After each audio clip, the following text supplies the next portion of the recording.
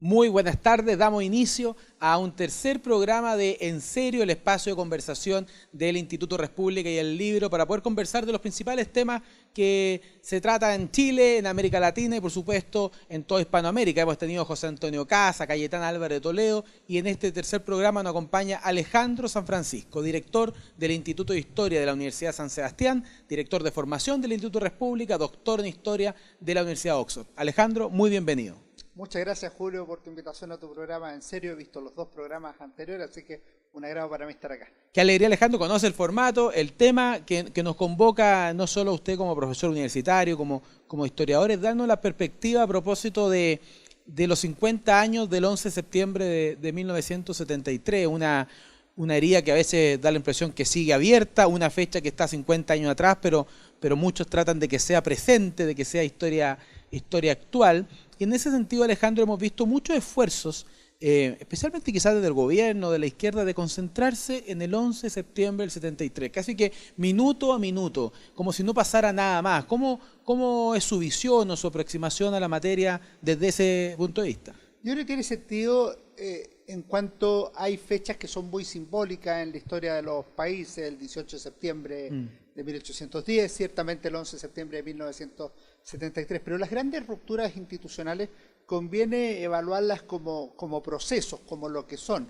Si uno mira, por ejemplo, la Guerra Civil de 1891, los golpes de Estado de 1924-25, el 11 de septiembre de 1973, o incluso la Revolución de Octubre del 18 de octubre de 2019, sí. Hay que entenderlas cómo se llega al momento. Y lo que se produce en todos esos casos, tú vas a ver que hay una gran polarización e incluso odio político. En los tres primeros casos hay un proceso progresivo de politización de las instituciones armadas y de militarización de la política. Hay una discordia institucional que lleva a la superación del régimen constitucional y a la demanda por una nueva carta fundamental, y hay un minuto en que las instituciones políticas son sobrepasadas y parece que la única forma de resolver el conflicto es mediante la violencia. ¿Y por qué creo que es mejor hacerlo de esta manera integral? Porque eso es lo que permite tener alguna cierta conciencia o mayor comprensión de la complejidad de los acontecimientos históricos, y eso vale para el 11 de septiembre del 73, pero también vale, como dije, para el 18 de octubre o para cualquier crisis que pueda sobrevenir en el futuro. Claro, Alejandro, pero usted es historiador y por tanto mira esto un poquito en la larga, podríamos decir, ¿cierto? Con un proceso más complejo. La política trata de llevar agua a su molino, en el fondo, ¿cierto? Y el gobierno ha tratado de concentrarse en una fecha. Leía el fin de semana una columna de Ascanio Cavallo a propósito de Uruguay, que también va a conmemorar 50 años de una intervención militar, sin embargo lo ha hecho de una manera mucho más reposada, ¿cierto? Hubo un acto gubernamental y el resto corre por cuenta de la sociedad civil. En cambio acá tenemos un proceso, tenemos un documento como una verdad revelada, tenemos un coordinador de la conmemoración de los 50 años. ¿Cómo ve usted a la izquierda respecto a la aproximación de los 50 años? Y le hago la pregunta porque hay un capítulo del libro Políticamente Indeseable de Cayetana Álvarez de Toledo que habla del guerra civilismo y que la izquierda mantiene vivo el tema de la guerra civil, que es del 36-39 en España, como una manera de tratar de ganar lo que perdieron. La izquierda se niega a haber perdido el poder el 11 de septiembre y trata permanentemente de reabrir esa herida. Yo creo que lo que ocurre con las fechas como el 11 de septiembre es que son fechas de división. Eso hay que entenderlo y es mejor comprenderlo que tratar de ocultarlo debajo de la alfombra. Piensa tú que entre el año 74 y el 89, el 11 de septiembre era la fecha en que el general Pinochet daba su discurso a la nación. O sea, era equivalente al 21 de mayo, claro, o al 1 de junio actual.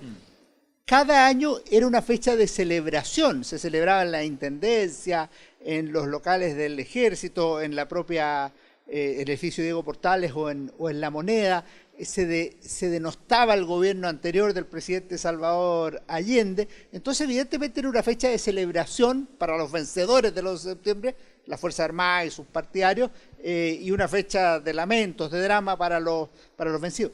Te pongo un ejemplo más. El 11 de septiembre fue el plebiscito en 1980 para aprobar la nueva Constitución. O sea, ya no puede ser más simbólico. Entonces es lógico que la izquierda lo tenga como parteaguas. O sea, dice, mira, esta es la fecha que nosotros queremos poner sobre la balanza. Y si hoy día esto perjudica a la derecha, bueno, ellos sabrán cómo arreglarse. En ese sentido, no hay que esquivar que es una fecha que genera división. Ahora, si hay sociedades como la uruguaya, que en muchos planos ha demostrado madurez, sentido de futuro y capacidad de salir adelante, una de las 3 democracias más sólidas en América Latina, junto a la de Costa Rica y la de Chile.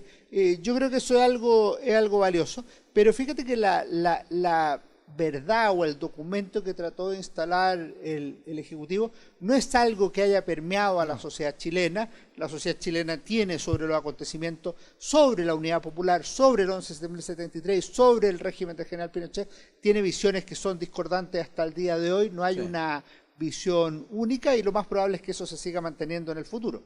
Bueno, esa división es muy clara, ¿cierto? Yo creo que todos los de cierta edad hemos escuchado a nuestros padres o a nuestros abuelos pronunciarse sobre el gobierno militar o sobre el gobierno del presidente Allende. Yo recuerdo, Alejandro, a propósito de la politización y de la ideologización, que yo soy de San Bernardo, pero cuando entré al Instituto Nacional en séptimo básico, una de las cosas que me llamó la atención era lo politizado en la lógica UP régimen militar que en la actualidad. O sea, causaba más división Allende-Pinochet, naturalmente, que cualquier otro presidente de la transición.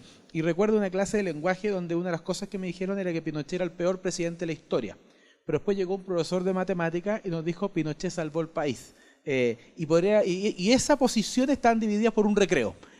Cuando hoy día uno ve la encuesta, Alejandro, y le quería dar algunos datos, a 50 años del golpe militar seguimos divididos, pero hay números que llaman la atención. Por ejemplo, en la encuesta Cadema, a fines de junio, el gobierno de Pinochet estaba entre el muy bueno, el bueno y regular en 51 puntos. El 42% hace lo mismo con Salvador Allende, o sea, muy bueno, bueno, regular, 42 puntos, gobierno militar 51. El 56% dice que es dictadura, pero hay un 41% que aún la califica de gobierno militar. ¿Cómo se condice esto con la historia y qué cree usted que ha pasado en estos 50 años que están estos números que presumo que no era así hace 10 o hace 20? La visión histórica se va modificando. O sea, hay momentos que son particularmente duros para una administración, en otros momentos una cosa que veíamos mala nos parece mejor. Esto mismo le pasa a los presidentes Sebastián Piñera y Michelle Bachelet, por ejemplo, hoy, que son mejor valorados que al terminar su respectiva gestión. Entonces, esto puede pasar históricamente. Es verdad, los dos gobiernos más valorados el último tiempo es el primero Michelle Bachelet y el primero de Sebastián Piñera. Efectivamente. ¿Y por qué pasa eso? Bueno, porque tenemos una mejor perspectiva, porque los podemos comparar con otros que no anduvieron tan bien, el segundo de Bachelet, el segundo de Piñera, el actual del presidente Gabriel Boric. Entonces, eso pasa. Ahora, si voy a los dos temas que tú planteas, yo creo que son de distinta naturaleza. La segunda pregunta no la entiendo muy bien, porque evidentemente fue una dictadura militar, fue un gobierno militar también, fue las dos cosas.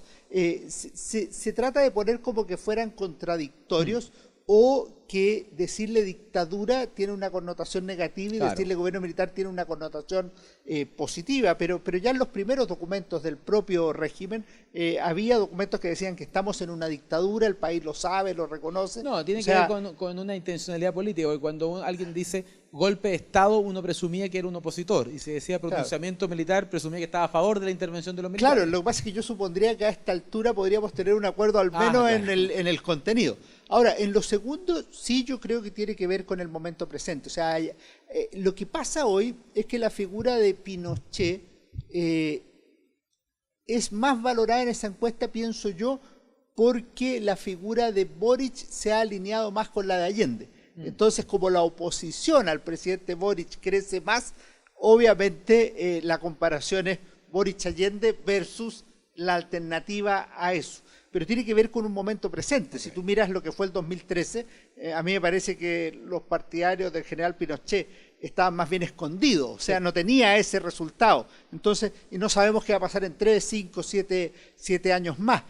Hoy día hay dos cosas que parece que la ciudadanía advierte que podrían estar en otro escenario mejor que como están, y en ese sentido yo creo que es lo que ocurre en la encuesta. Usted, Alejandro, comentaba a propósito del gobierno del presidente Boric.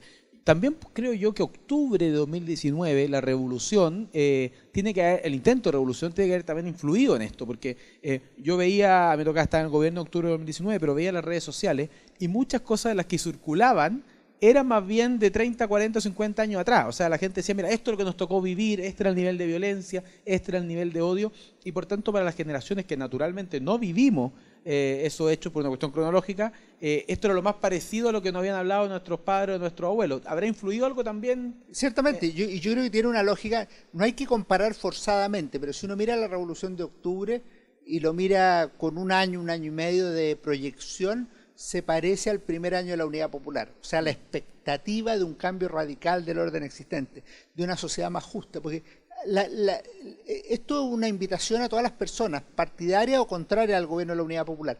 La Unidad Popular despertó expectativas de que los sectores más pobres, los postergados de siempre, iban a tener por primera vez una presencia más grande en la sociedad, claro, en la educación, en la cultura, en el acceso a ciertos bienes que se le habían negado y también, por supuesto, en materia económica. Y en el primer año se ve como una fiesta del consumo, se ve como que las cosas están mejor y podríamos decir que las expectativas se están cumpliendo. Ahora, eso pasa en la Revolución de Octubre y se sigue manteniendo esa expectativa. Ahora, lo que ocurre con ese horizonte de expectativas, como le llamaba Koselleck, es que después se transforma en espacio de experiencia. O sea, yo empiezo a ver la realidad cotidiana y en ese sentido la Unidad Popular fue un gobierno que tenía taras, problemas, errores, caídas, mercado negro, inflación, desabastecimiento. Y la Revolución de Octubre lo que trae también, además de esperanzas, trae violencia. La Convención Constituyente, además de la posibilidad de una constitución mejor, trae circo, excesos, extremos, Chile plurinacional, y el gobierno de Gabriel Boric, además de traer al presidente más joven de la vida republicana, de tener grandes expectativas, trae caída en la encuesta, mala gestión y otros problemas que la gente empieza a ver. Y eso marca la caída de lo que uno podría llamar objetivamente o críticamente el octubrismo, de la radicalización de la política, y lo mismo pasó en la Unidad Popular. Así es, Alejandro.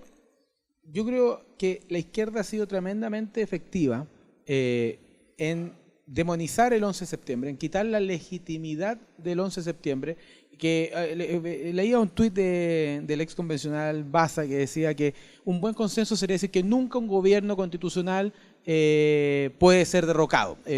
Hay varias dudas que pueden quedar ahí, si era un gobierno constitucional, si era un gobierno democrático, si era un gobierno que respetaba la separación de poder, etcétera, etcétera.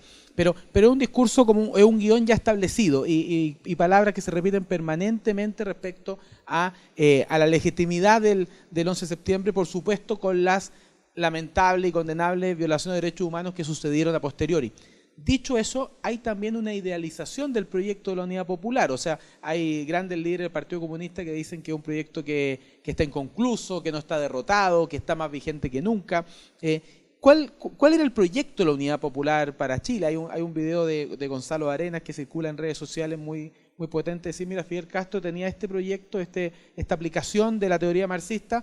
Salvador Allende tenía este otro camino, que era la revolución institucional. Pero el fin era el mismo. El fin era el poder total. Incluso está esta famosa frase del Che Guevara que dice, para Allende, que por otros caminos trata de obtener lo mismo. ¿Y qué era eso mismo? Presumo que el poder político. ¿Cómo lo ve usted como historiador? Sí, yo creo que son dos cosas las que tú planteas y las dos son particularmente relevantes.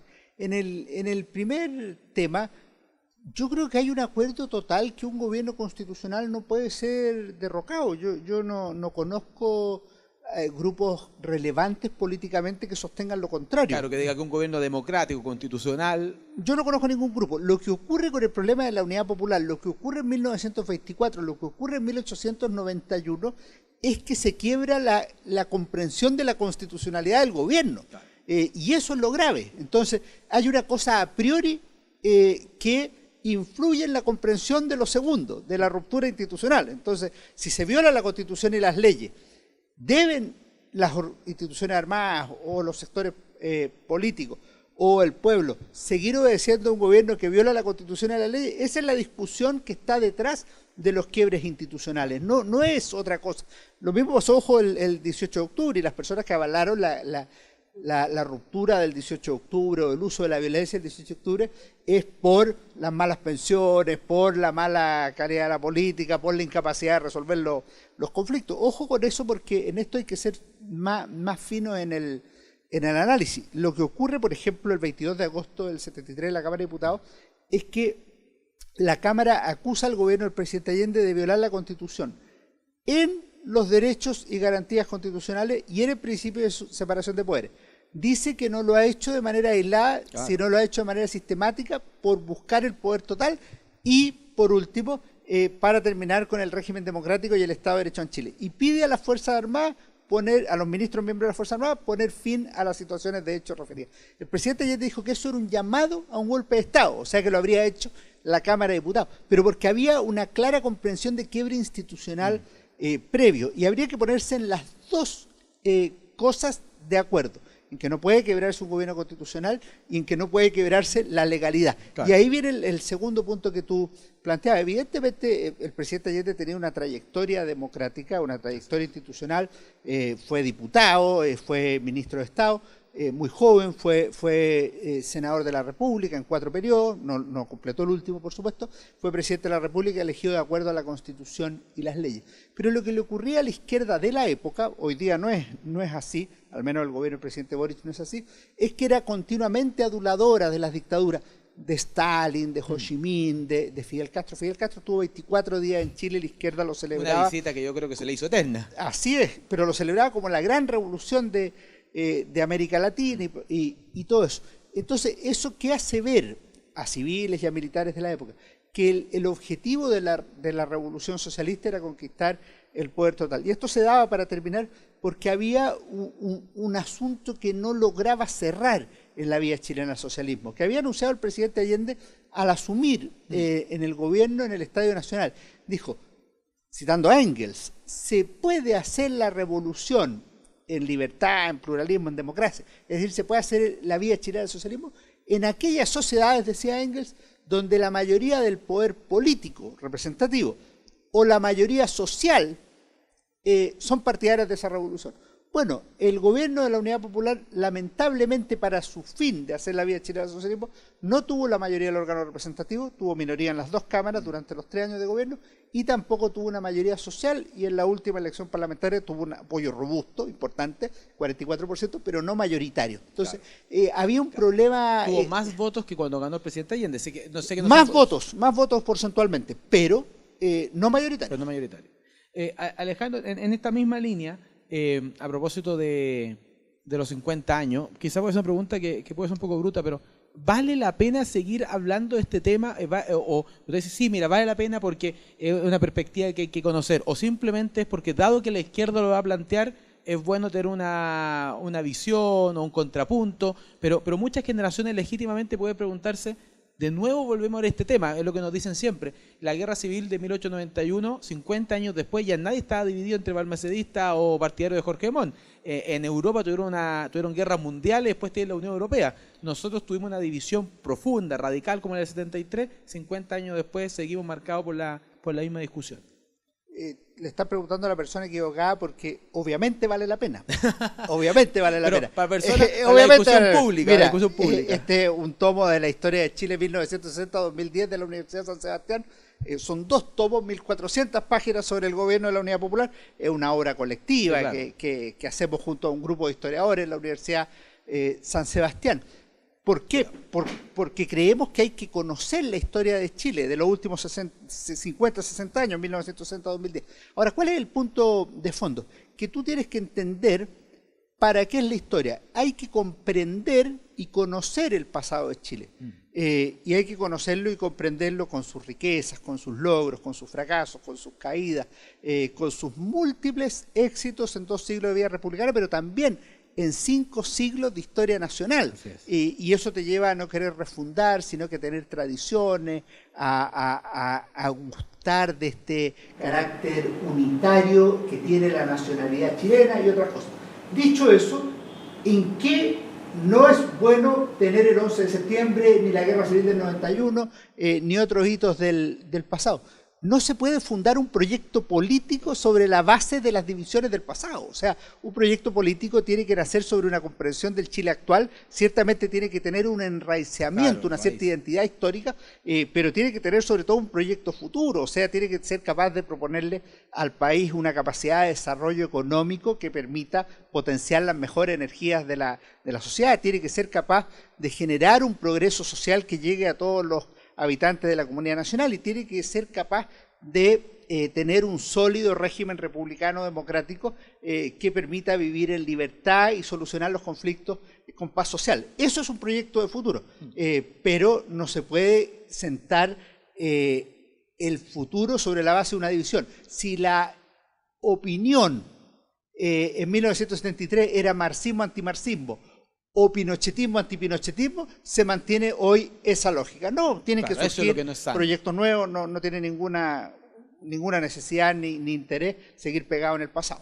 Alejandro, para nadie es un secreto que hemos vivido años muy complejos desde el punto de vista político, económico, social, hasta sanitario. Pero ¿qué es lo que distingue, a su juicio, una crisis política grave de una crisis institucional o una crisis integral? O sea, ¿dónde está o cuáles son los patrones que usted logra identificar de esas crisis institucionales chilenas y qué es lo que lo distingue de una crisis grave?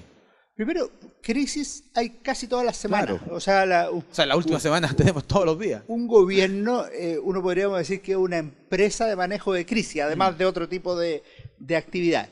Dicho eso, a mí me parece que las crisis institucionales graves, primero, tienen una discordia institucional. O sea, ¿cuál debe ser la forma o la mejor forma de organización constitucional de ciudad, como lo planteaban los romanos? Cuando tú dices, por ejemplo, el régimen chileno legítimo es el presidencialismo y otro grupo relevante de la sociedad dice no, es el parlamentarismo, hay una discordia de fondo, porque además eso tiene consecuencias prácticas, tiene formas de explicitarse en la vida cotidiana y eso en algún minuto va a romperse. Segundo, ¿cómo me aproximo yo a comprender las diferencias políticas?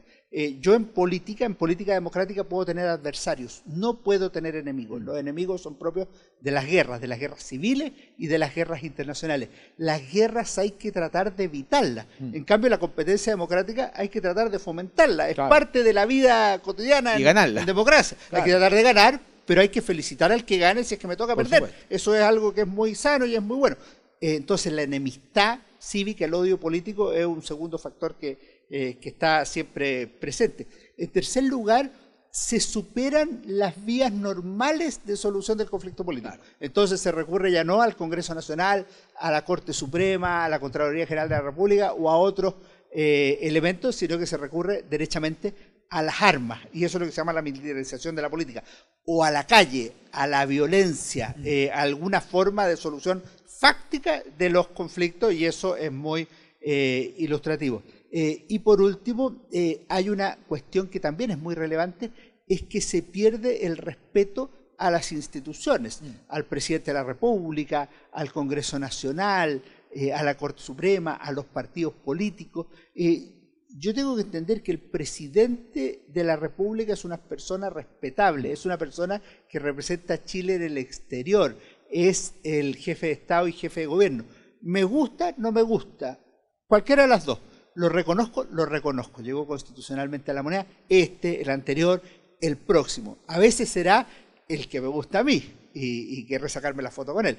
Otras veces dice, pucha, ya no lo quiero ni ver en televisión. Bueno, apaga la televisión o cambia el celular o no te metáis tanto a Twitter. Pero lo que no puede haber es una falta de respeto a las instituciones. Ojo, que eso también exige como contrapartida que los gobernantes honren las instituciones. Y eso también es muy, muy importante. Alejandro, estamos llegando al término de nuestro programa En Serio. Esto es un podcast de conversación del Instituto República y el Libre, pero no puedo terminar sin pedirle que como historiador, pero también gran lector, nos recomiende algún libro para poder comprender el momento, los 50 años, cómo tener más herramientas. Sé que está esta obra colectiva que usted ya nombraba de la historia de Chile de la Universidad de San Sebastián, que viene ya los próximos 3 tomos ya del gobierno militar en toda su magnitud. Aparte de esta obra colectiva tan contundente y que ha hecho tan aporte a la discusión, ¿qué otro libro nos recomendaría para estos 50 años? Yo voy a recomendar 2 de naturaleza distinta. Uno plenamente historiográfico, que es La Revolución Inconclusa, 3 tomos de Joaquín Fermandois, que es un libro realmente extraordinario. son como 700, 800 páginas, pero se pueden leer por tomo. Lo publicó el Centro de Estudios Públicos, una primera edición, lo publicó el Centro de Estudios Bicentenario en su actual edición. Yo creo que es una obra muy completa, una joyita política muy buena. La segunda es una cuestión que, siendo políticamente muy comprometida, creo que es fundamental para comprender la Unidad Popular, que es de Joan Garcés, Allende y la experiencia chilena. Es un libro de un asesor del presidente Allende, de una persona que estaba en La Moneda, que estuvo el 10 de septiembre en La Moneda con el presidente Allende viendo qué hacían. Que daba propuestas a líneas de acción. Es extraordinario, o sea, es una obra realmente maestra, muy inteligente, y obviamente las personas que digan, no, pero ese era un autor marxista y todo eso, bueno, léanlo con la atención que corresponde, pero es una obra que yo creo que sigue conservando plena vigencia, y al menos a mí me parece una obra de primer nivel hasta el día de hoy, siglo XXI Editores. Bueno, buenísimo. Muchas gracias, Alejandro, por haber participado en este podcast en serio sobre los 50 años que vamos a conmemorar el 11 de septiembre próximo. A todos los que nos estaban siguiendo por el YouTube, por redes sociales del libro, agradecerles su compañía. Nos veremos en 2 semanas más en una nueva conversación en serio del Instituto República y el libro. Muchas gracias. Nos vemos. Que estén muy bien.